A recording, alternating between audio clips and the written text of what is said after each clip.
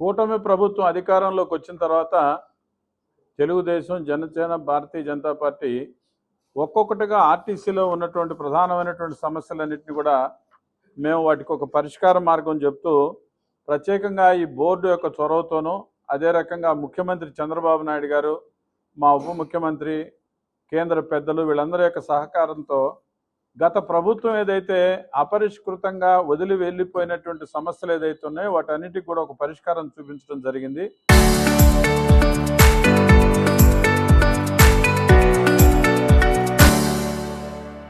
మొదటగా 2 నిమిషాలు వాటి గురించి మీకు చెప్తాను. మనకి ఆర్టీసీలో సుమారుగా 41,000 మంది మన యొక్క ఎంప్లాయీస్, పర్మనెంట్ ఎంప్లాయీస్ పనిచేస్తున్నారు. వాళ్ళతోటి మళ్ళా అవుట్ సోర్సింగ్ 8,000, ఆ రకంగా మొత్తం 56,800 మంది ఇంచుమించు హైర్ బస్సులతో డ్రైవర్స్తో సహా ఇంత పెద్ద ఎత్తున ఈ కార్పొరేషన్ పనిచేస్తూ ఉంది. అయితే మా ప్రభుత్వం వచ్చినటువంటి వెంటనే నైట్ అలవెన్స్ ఏదైతే ఉందో ఈ నైట్ అలవెన్స్ అనేటువంటిది గత ప్రభుత్వం తీసేసింది. మేము వచ్చిన తర్వాత ఈ 150 రూపాయల నైట్ అలవెన్స్ని తిరిగి పునరుద్ధరించిన కారణంగా సుమారుగా 2,000 నుంచి 5,000 వరకు కూడా ఎవరైతే ఈ వీళ్ళందరూ ఉన్నారో వాళ్ళకి ఇది ప్రత్యేకంగా రావడం జరిగింది. ఆర్టీసీలో ఉన్నటువంటి క్రింది స్థాయి ఉద్యోగస్తులు ఎవరైతే ఉన్నారో, అంటే ఆఫీసర్స్ కాకుండా మిగతా వాళ్ళు ఎవరైతే ఉంటారో వాళ్ళకి పనిష్మెంట్స్తో సంబంధం లేకుండా ప్రమోషన్స్ అనేటువంటిది గత ఆర్టీసీలో ఉండేది. అది గత ప్రభుత్వం తీసేసిన తర్వాత ఈ ప్రభుత్వం వచ్చిన తర్వాత వాటన్నిటిని కూడా యథాప్రకారం గతంలో ఆర్టీసీలో ప్రభుత్వంలో కలపనప్పుడు ఏ రకంగా అయితే ఉందో అవన్నీ కూడా తిరిగి మేము పునరుద్ధరించి ప్రమోషన్స్ ఇవ్వడం జరిగింది. అదే రకంగా మేము స్టేట్ బ్యాంక్తో ఒప్పందం చేసుకున్న తర్వాత ఇవాళ యాక్సిడెంట్ బెనిఫిట్ అనేటువంటిది ₹1,00,00,000 పెంచడం జరిగింది.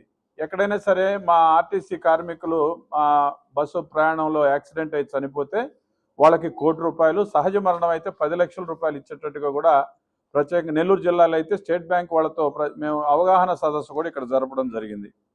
అట్నే విశ్రాంత ఉద్యోగస్తులు, రిటైర్డ్ ఎంప్లాయీస్ ఎవరైతే ఉన్నారో వాళ్ళకి EHS benefit and health benefit లేకుండా చేసింది గత ప్రభుత్వం.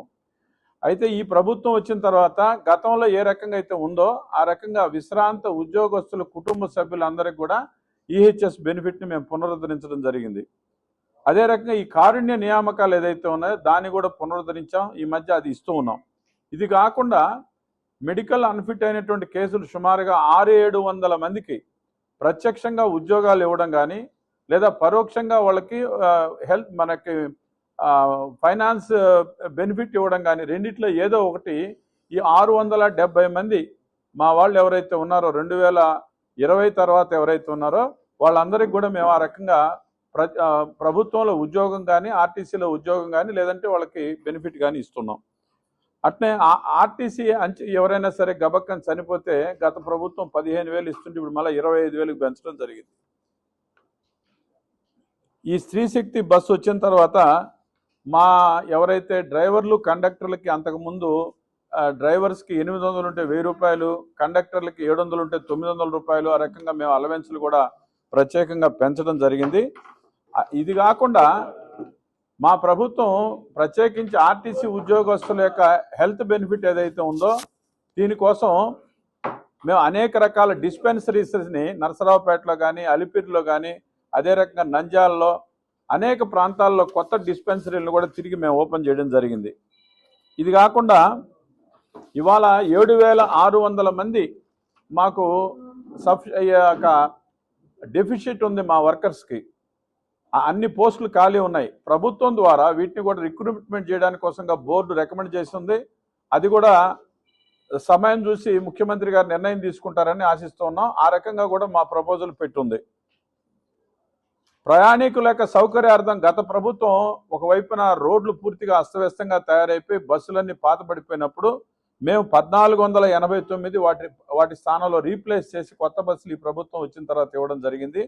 ఇది కాకుండా ఎలక్ట్రికల్ బస్సులు కూడా అతి త్వరలో మేము 1,300 బస్సులు కూడా ఎలక్ట్రికల్ బస్సులు రావడమే కాకుండా స్త్రీశక్తి పథకానికి కూడా ఆ యొక్క ఏసీ బస్సులతో ఇవ్వాలనేటువంటి ఆలోచనతో మా ప్రభుత్వం ఉంది.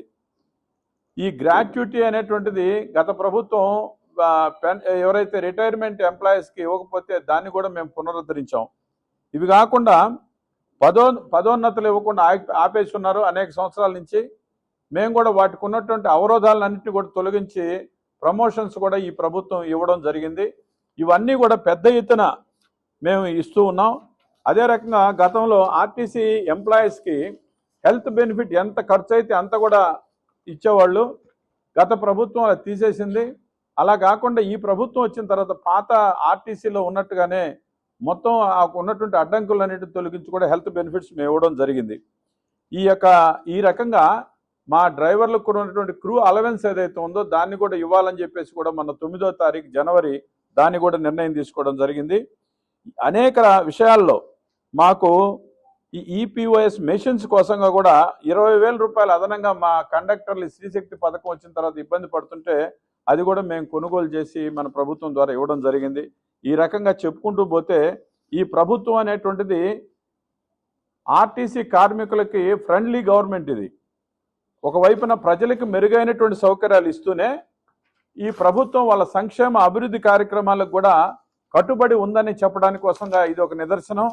ఈ విషయాలన్నిట్లో కూడా బోర్డులో ఉన్నటువంటి ఒక పెద్దలు, మా చైర్మన్ గారు కానీ, మా యొక్క ఎండి గారు కానీ, మేము కానీ అందరం కూడా విద్యుత్తుకంగా కృషి చేసినందువల్లనే ఇవన్నీ కూడా రావడం జరిగింది.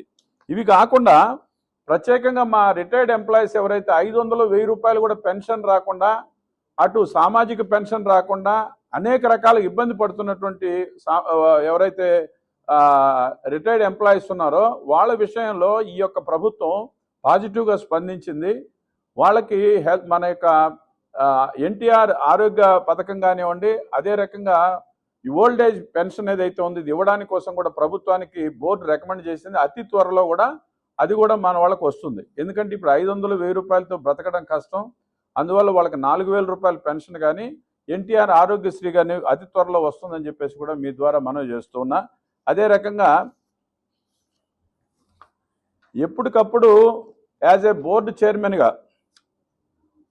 మన నెల్లూరు జోన్కు ఉన్నటువంటి అనేక సమస్యల్ని ప్రభుత్వం దృష్టికి, బోర్డు దృష్టికి తీసుకురావడంలో మనం సక్సెస్ అయ్యాం. గతంలో కూడా మనం ఒక మీటింగ్ కూడా పెట్టుకున్నాం. మళ్ళా మొన్న 27వ తారీఖు బోర్డు మీటింగ్ జరిగింది. మీకు అందరికీ కూడా తెలుసు, కొత్తగా గూడూరు మనకు చేరింది. గూడూరు బస్ స్టేషన్ అనేటువంటిది కుప్పకూలడానికి రెడీగా ఉంది. దాన్ని త్వరితగతిన ఎస్టిమేషన్స్ వేసి మళ్ళా ఆధునికంగా పునరుద్ధరించమని చెప్పేసి బోర్డులో తీర్మానం చేశాం. అందుకు బోర్డు అంగీకరించిందని చెప్పడానికి నేను సంతోషపడుతున్నాను. కాబట్టి ఆ రకంగా జరుగుతుంది. రెండోది, వాకాడు తిరుపతి జిల్లాకి వెళ్ళిపోయి కోట బస్ స్టేషన్ మనకు వచ్చింది. అందువల్ల దాని విషయంలో కూడా ప్రత్యేకంగా నిర్ణయం తీసుకోమని చెప్పాం. అందుకు సానుకూలంగా స్పందించారు. ఎందుకంటే మన జిల్లాలో ఎక్కువగా వాకాడు డిపో అనేటువంటిది, దానికి సంబంధించినటువంటి బస్సులన్నీ కోట ద్వారా తిరుగుతాయి. వాకాడు ఐదు సర్వీసులు మాత్రం అటున్నాయి. కాబట్టి దాని విషయంలో కూడా త్వరితగతిన నిర్ణయం తీసుకోమని చెప్పడం జరిగింది. అదే రకంగా ట్రైనింగ్ కాలేజ్ ఏదైతే ఉందో ఆ ట్రైనింగ్ కాలేజీలో అనేక మరమ్మతులకు నోచుకోవాల్సిన పరిస్థితులు ఏర్పడ్డాయి. ట్రైనింగ్ కాలేజ్ అనేటువంటిది మనకి వెంకటాచలం దగ్గర ఉంది. దానికి కూడా పూర్తి స్థాయి మరమ్మతులు ఇవ్వమని చెప్పేసి మనం చెప్పడం జరిగింది. అంతేకాకుండా ఇందాక నేను చెప్పిన హైయర్ బస్సుల విషయంలో ప్రత్యేకంగా మనం 30% హైయర్ బస్సులు ఇప్పటికీ ఆర్టీసీలో ఉన్నాయి. శ్రీశక్తి పథకం వచ్చిన తర్వాత వాళ్ళకి డీజిల్ విషయంలో కానీ, డ్రైవర్స్ విషయంలో కానీ కొన్ని ఇబ్బందులు ఏర్పడ్డాయి. ఆ విషయాన్ని వెంటనే పరిష్కరించమని బోర్డులో నేను స్వయంగా వాటిని మాట్లాడి ఆ విషయం పరిష్కారం కూడా చేయడం జరిగింది. ఈ రకంగా మనం అనేక విషయాలు మనకు సంబంధించి ప్రత్యేకించి అజెండాలో 90% ఏదైతే టేబుల్ అజెండా ఉందో అంత మందిగానే ఆ రోజు చర్చ జరిగింది. మనకి ఇవాళ శ్రీశక్తి పథకం వచ్చిన తర్వాత దొంగతనాలు అక్కడక్కడ ఎక్కువైనాయి బస్ స్టేషన్స్లో. దానికి కావాల్సినటువంటి సెక్యూరిటీ అరేంజ్మెంట్స్ని పెంచమని చెప్పడం జరిగింది. ఆ సెక్యూరిటీ అరేంజ్మెంట్స్ అవసరమైతే ప్రైవేట్ కొంతమందిని మనం తీసుకొని ఆ రకంగా కూడా ఇంప్రూవ్ చేయాలని చెప్పేసి కూడా బోర్డు తీర్మానం చేసింది. అదే రకంగా ఈ అప్కీపింగ్ ఏదైతే ఉందో, మనకి మంచినీటి సౌకర్యం కానీ, టాయిలెట్స్ కానీ ఏదైతే ఉన్నాయో ఇవన్నీ కూడా పెద్ద ఎత్తున రాబోయేటువంటి రోజుల్లో మొత్తం అన్ని బస్ స్టేషన్స్లు ఇంప్రూవ్ చేయడానికి బోర్డు అంగీకరించి ఇప్పటికే మనం ప్రతి టికెట్కి ఈ రకంగా కలెక్ట్ చేస్తూ ఉంటాం సెస్. దాన్ని అంతటినీ కూడా దీనికే ఖర్చు పెట్టమని చెప్పేసి ప్రత్యేకంగా డెసిషన్ తీసుకున్నారు. ఆ రకంగా అన్ని బస్ స్టేషన్స్ రాబోయేటువంటి రోజుల్లో ఇప్పుడు ఉన్నటువంటి కండిషన్ కంటే హైజీనిక్గా ముందుకెళ్తాయని చెప్పేసి నేను ఈ సందర్భంగా మనవి చేస్తూ ఉన్నా. ప్రత్యేకించి కార్గో విషయంలో మనం ఇచ్చినటువంటి కొత్త ఐడియాస్ ఏదైతే ఉన్నాయో అవి బోర్డు చాలా అప్రిషియేట్ చేసింది మనల్ని. దాని మీద ఒక కమిటీ వేశారు. ఇప్పుడున్నటువంటి రెవెన్యూ కంటే కూడా 2 పెంచడానికి కావాల్సినటువంటిది ఆ టెక్నాలజీని ఉపయోగించుకోవడం, ఏ రకంగా మరింత ఎవరైతే మనకి వాళ్ళకి మెరుగైనటువంటి సౌకర్యం ఇవ్వడానికి కోసంగా మేము ఇచ్చినటువంటి ఐటమ్స్ ఏదైతే ఉన్నాయో అవన్నీ యాజ్ ఇట్ ఈజ్ బోర్డు అంగీకరించి ఆ రకంగా ఆ దిశలో 2 కార్గో రెవెన్యూ పెంచడానికి కోసం వాళ్ళు అంగీకరించడం జరిగింది.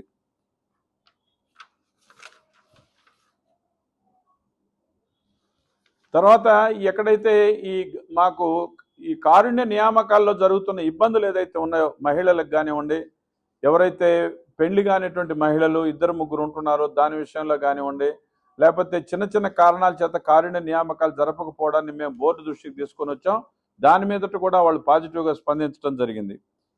సో ఈ రకంగా మనం అనేక విషయాల్లో మనం నెల్లూరు జిల్లాకు సంబంధించి ప్రత్యేకించి మన బోర్డులో సాధించుకోవడం జరుగుతూ ఉంది. ఆ రకంగా మనం కొత్త బస్సులు ఇప్పుడు మీరు చూస్తున్నారు, ఎక్కడైతే ప్రయాణికులు ఎక్కువగా ఉన్నారో కొత్త గ్రామాలకు బస్సులు అడుగుతున్నారు. కాబట్టి బస్సులు ఇమ్మీడియట్గా కొనుగోలు చేయాలనేటువంటి విషయంలో ఆ సిఎన్జి అంటే ప్రత్యేకించి డీజిల్ ఖర్చు తగ్గించాలనే దాంతో సిఎన్జి బస్సులు కానీ ఎలక్ట్రికల్ బస్సులు కానీ ముఖ్యమంత్రి గారు వారు ఆ విషయంలో ప్రత్యేకంగా శ్రద్ధ తీసుకుంటున్నారు. అయినప్పటికీ కూడా తాత్కాలికంగానే సరే కొన్ని బస్సులు కొనకపోయినట్టయితే ఇప్పుడు వచ్చినటువంటి మంచి పేరు మనకు నష్టం జరుగుతుందనే ఉద్దేశంతో బోర్డు అందరం కూడా చెప్పాము. ప్రభుత్వం కూడా దానికి వెంటనే సానుకూలంగా స్పందిస్తుంది అనేటువంటిది మా యొక్క ఆలోచన. ఈ రకంగా బోర్డులో నెల్లూరుకు సంబంధించి ఇవాళ లీడింగ్ ఏదైతే ఉందో అనేక విషయాల్లో ప్రజలకు సంబంధించి కానీ మా బోర్డులో ఎంప్లాయీకి సంబంధించి కానీ మేము ప్రత్యేకించి శ్రద్ధ తీసుకొని ఆ రకంగా ముందుకు పోతున్నాం. అందుకోసంగా ప్రత్యేకించి మిమ్మల్ని అందరినీ కూడా ఈరోజు మన డిపిఆర్ఓ ద్వారా ఈ యొక్క సమావేశాన్ని నిర్వహించాం. మీరు కూడా పెద్ద ఎత్తున పాల్గొన్నందుకు మిమ్మల్ని అందరినీ పేరు పేరున అభినందనలు ఇస్తూ మిమ్మల్ని అందరూ కూడా ధన్యవాదాలు తెలియజేస్తున్నాం. చరిత్ర సృష్టించినోడు ఇప్పుడు ఆ చరిత్రని తిరగరాయబోతున్నాడు. అబద్ధాల గోడల్ని బద్దలు కొట్టి నిజాలను రాగా మీ ముందుంచబోతున్నాడు. నిజమైన వార్తల కోసం వెంటనే డౌన్లోడ్ చేసుకోండి రా యాప్ని.